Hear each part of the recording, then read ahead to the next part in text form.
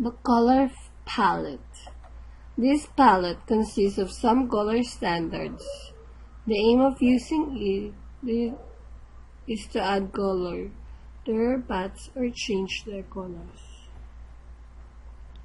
The swatches palette.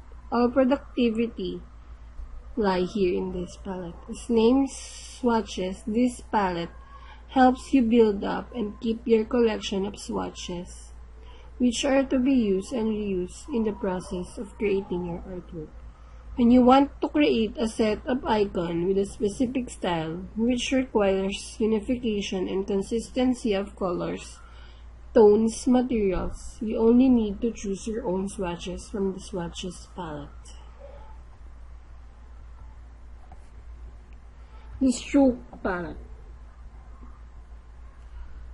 Stroke, we call it outline in icon design.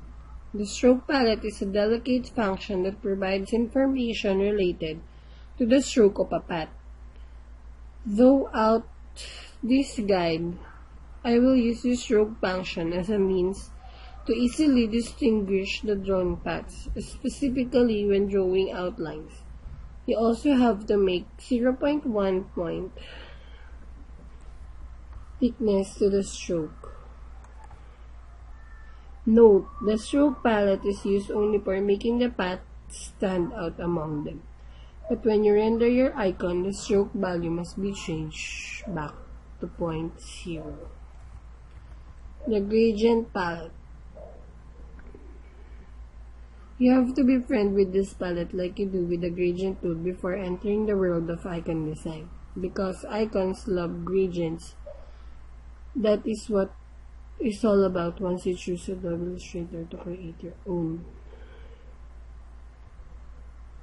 Note, you can freely drag from any direction or angle. You can hold down the Shift key while dragging the constraints and drags in a straight line, making the blend occur equally. You might as well keep dragging until the desired result is achieved. The transparency palette. This is the palette you can hardly miss in the process of blending colors for icons. You will need it to defeat bright or dark areas, making a variety of colors for the monocolored pieces of the path you are drawing.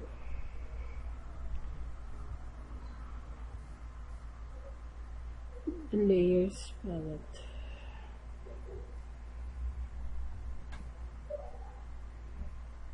The brush and symbol palettes.